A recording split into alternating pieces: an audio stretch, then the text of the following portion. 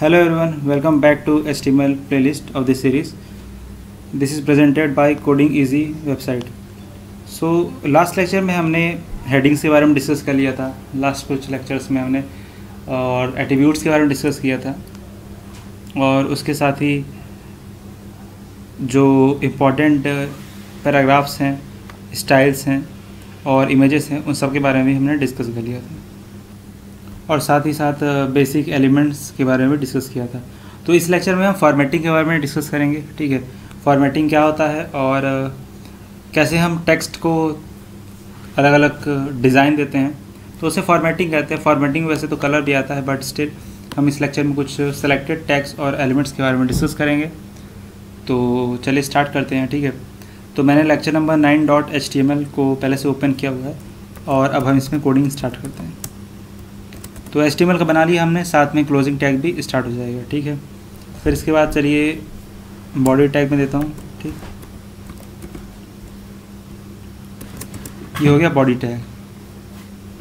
तो body tag में सबसे पहले आपको बताता हूँ कि बी टैग क्या होता है. ठीक है, और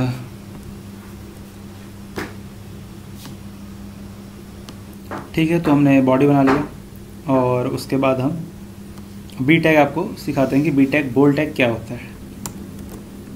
तो बी को कुछ इस तरह से लिखते हैं, जैसे बोलते हैं वैसे लिख दिया.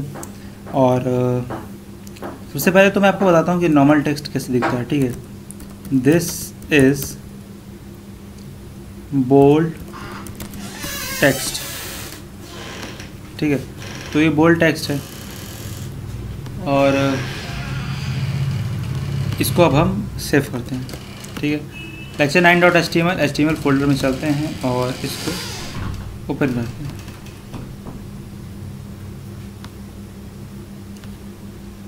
ये रहा.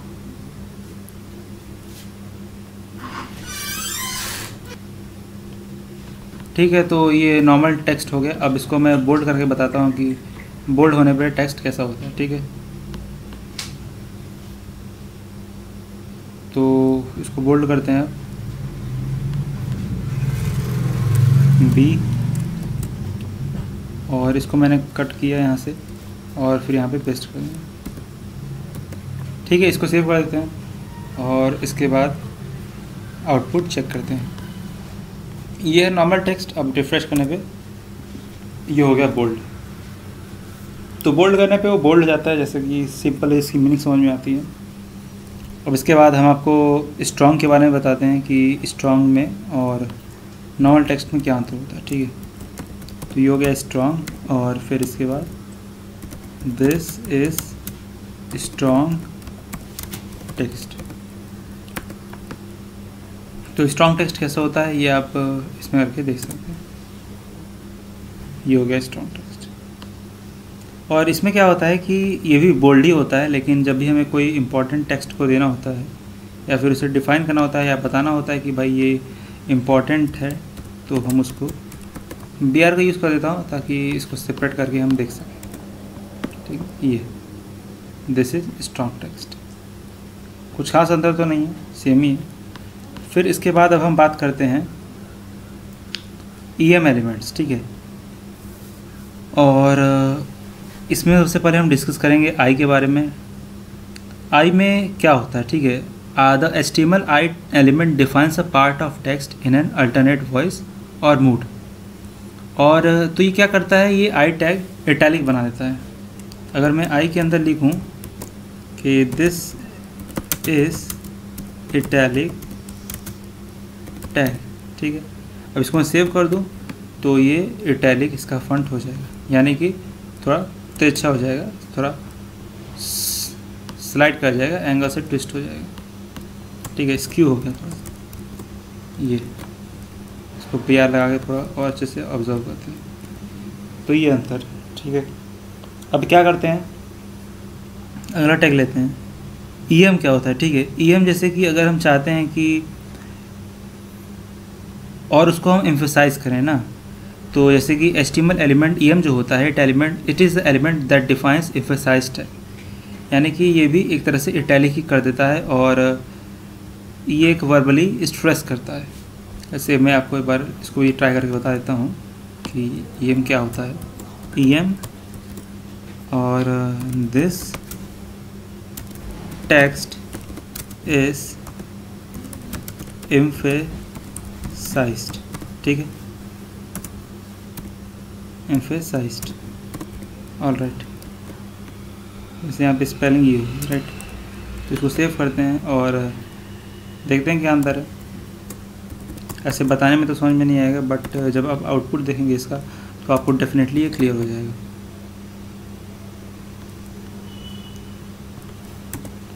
ये भी बिल्कुल उसी तरह से निकला, इसने भी इसको इटैलिक कर दिया।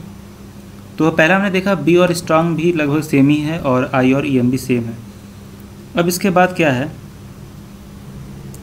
कि हम इसके बाद स्मॉल टैग यूज़ करते हैं। स्मॉल टैग में क्या होता है कि ये स्मॉलर कर देता है फॉन्ट्स को, ठीक है।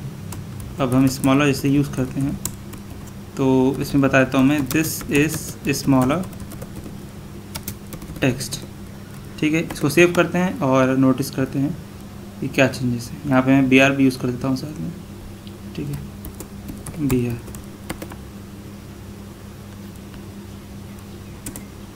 हो गया बी आर।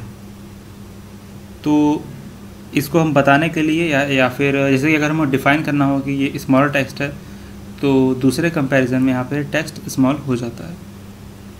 और इसके बाद हम मार्क की बात करते हैं, ठीक है। तो अगर हमें कोई एलिमेंट मार्क करना हो तो उसके लिए हम मार्क टैग का यूज़ करते हैं। मार्क टैग भी हम बताते हैं कैसे यूज़ करेंगे। Mark this has to be marked, ठीक है। इसको सेव करते हैं और फिर इसको रिफ्रेश करते हैं, ठीक है। अब ये क्या हो गया, ये मार्क टैग हो गया, यानी कि हाईलाइटेड हो गया। तो ये हमने मार्क का बेनिफिट देखा, अच्छा बेनिफिट है। इसके बाद DEL, ठीक है। अब जैसे कि हम अक्सर देखते हैं कि हम वेबसाइट्स पे जाते हैं तो एक टैग जो होते हैं ना, एक प्राइस टैग होता है। तो प्राइस टैग में क्या होता है कि एक सपोज डिस्काउंट मिला रहता है तो लिखा रहता है 500 कट, फिर उसके बाद लिखा रहता है 250। तो कट कैसे आया, वो आया कि हम यहाँ पे DEL टैग का यूज़ किए। तो यहाँ पे मैं लिख देता हूँ जैसे DEL, ठीक है, दिस इज़ डिलीटेड। और मैं यहाँ पे ये और भी कुछ लिख सकता हूँ, जैसे कि मैं लिख दूँ लेटर से ₹500, ठीक है। और यहाँ पे डिलीट में अगर मैं लिख दूँ कि ₹1000, ठीक है। तो ये कुछ उसी तरह से हो जाएगा। लेट्स सी, इसको सेव करते हैं और आउटपुट अब देखते हैं। ये देखिए कुछ इसी तरह से ऐसे ही वो कट रहता है उसमें, और हम देखते हैं कि 500 रुपये। तो ये डिस्काउंट में वाले ऐसे ही यूज़ करते हैं। और एक और टैग होता है, जैसे कि अगर हमें बताना चाहते हैं कि कोई टैग इंसर्टेड है उसके अंदर, ठीक है, कोई टेक्स्ट जो है कि एक डॉक्यूमेंट के अंदर इंसर्टेड है, तो उसके लिए हम INS का यूज़ करते हैं। वो कैसे यूज़ करते हैं अब हम बताते हैं। चलिए, तो नोटपैड में चलते हैं और INS का यूज़ करते हैं। अब जैसे मैं पहले बता दूं कि DEL और इसके बाद हम लिखते हैं सपोज़ ब्लू और फिर INS लिखते हैं। फिर इसके बाद सपोज़ मैं लिख देता हूँ इसमें ग्रीन, ठीक है। अब इसको सेव करते हैं।